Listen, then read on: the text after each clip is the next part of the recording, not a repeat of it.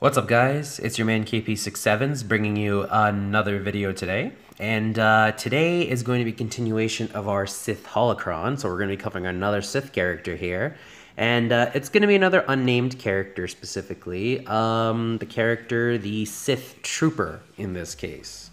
So the Sith Trooper is a dark side, obviously, Sith tank that we see here. And when we look at his stats, like most tanks and most physical attackers, his strength is real nice. His agility and tactics are nothing to write home about, but that's okay. He's a tank. He's not there to be putting out a ton of damage or special damage.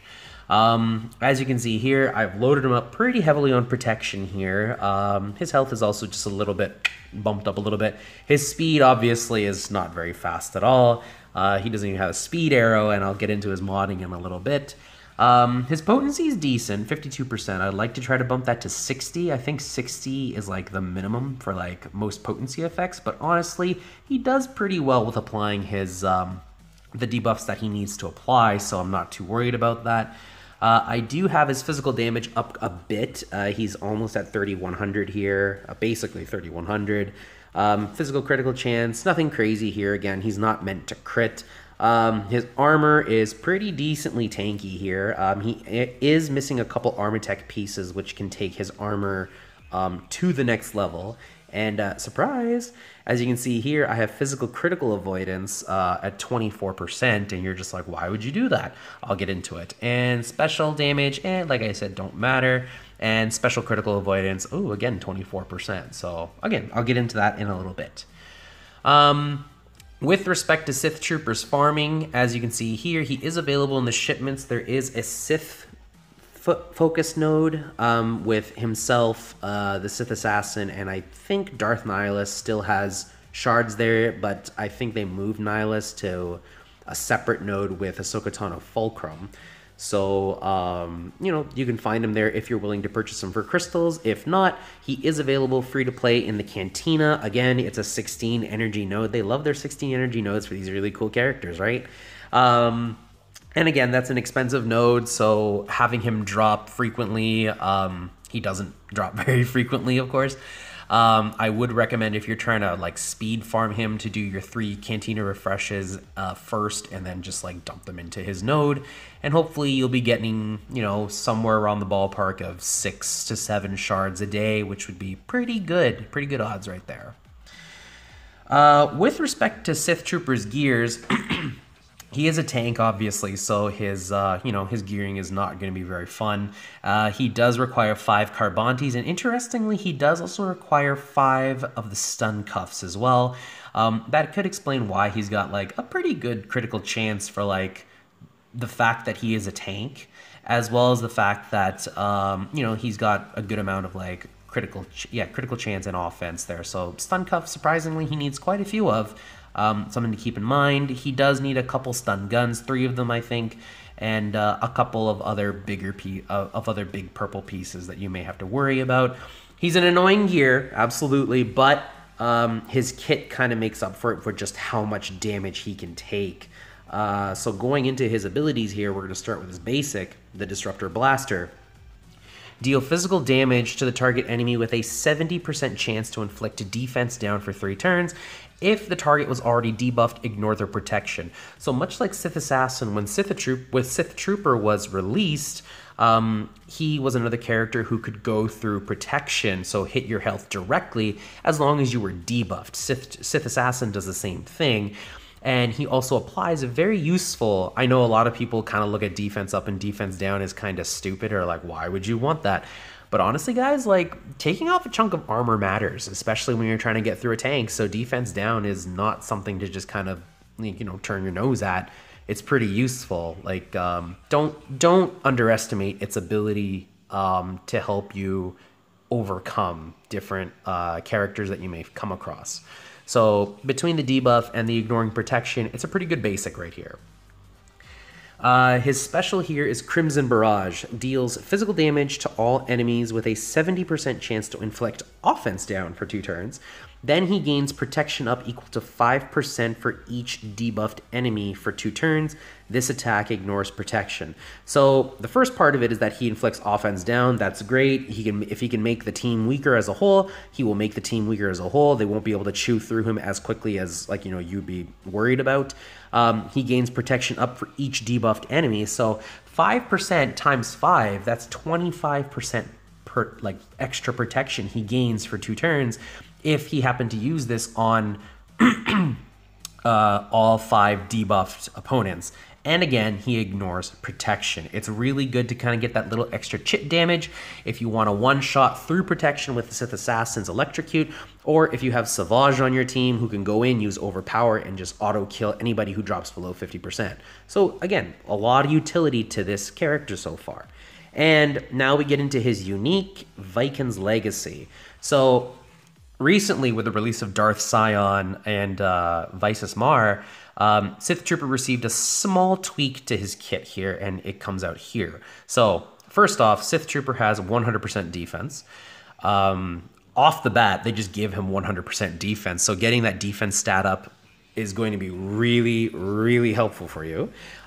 Whenever a Sith ally uses a special or falls below 50% health, Sith Trooper gains defense up for 2 turns. If he already had defense up, he gains taunt. If he already had taunt, he gains retribution. And at the beginning of the match, he already starts off with defense up, and here's the addition, taunt, for 2 turns at the start of each encounter. So his unique was tweaked a little bit to make him a Sith auto-taunter, similar to how Shore Trooper works, and the Night Sister Zombie. As you can see here, retribution is pretty key because every time somebody goes in to hit him, he can hit them back at the same time. And with defense up, which gains, I think it's 25% defense, and then on top of it, he already has an extra bonus 100% defense. He is literally going to sit there and tank. He takes everything. Like, I ran him through Dark Side Territory battles day 6 with SWGOH lead, who gives extra defense, and like they barely cut into his protection. I was like, holy mac, that's insane. So yeah, between the defense up, the taunt, and the retribution, it actually turns into a very vicious tank. I mean, he's applying defense down everywhere whoever's hitting him. He can hit multiple times because obviously it's retribution. It's a lot of things that he can do to really wreck somebody. And even if he's lost a bit of protection, by the time his turn comes around, everybody's debuffed, he AoEs, he just gains protection up, an extra 25% protection, which is like insane. So definitely a really useful unique here.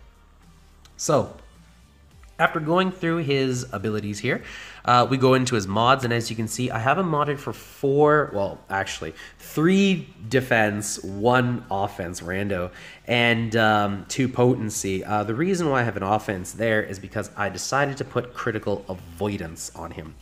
Obviously, crits do a lot of damage, so if you can avoid crits, and as far as I can think, the chance of someone landing a critical hit is critical chance minus critical avoidance. So if your critical chance is like 40% and I have a critical avoidance of 24%, that means you have like obviously you would have a, 16% critical chance to actually land a crit, which is like insane, right? Like you need to have a good high critical chance to actually crit against Sith Trooper in this case. If I can farm a defense arrow that has critical avoidance, I think I'm going to go with that. Besides that, it's Protection City. His triangle's got protection. His cross has got protection. His circle's got protection. He is a tank, so like, you know, obviously offense crit chance, that doesn't really matter so much to him. Speed also doesn't really matter to the Sith Trooper. You want that taunt staying up as long as possible. So I would definitely run with defense, protection secondaries if you can, defense secondaries like I just said. Anything with a flat +8 or better is really good extra defense for a character. So in this case, like this one's +17, so you know that adds a lot of defense to him. And potency, so I would say protection, potency, and flat defense. Percentage defense you can add in there as well, but I would not seek out percentage defense. I would rather go with flat number defense in that case to really make him tanky, because he's literally just built to sit there, take hits, and just kind of laugh at you the whole time. So with regards to the uses of Sith Trooper, with his release, he actually made Sith teams very viable with the fact that he is a very, very good tank for the Sith team. Prior to Darth Sion, he was the only Sith tank. So once you could kind of work around him or prevent him from gaining buffs, like with buff immunity, he fell off basically. And then on top of it, when you have characters that are like the best tanks out there, like General Kenobi, I know, sorry to say, General Kenobi's the best tank, but it's true. Sith Trooper getting that pre-taunt though was pretty clutch, and it will be pretty clutch again.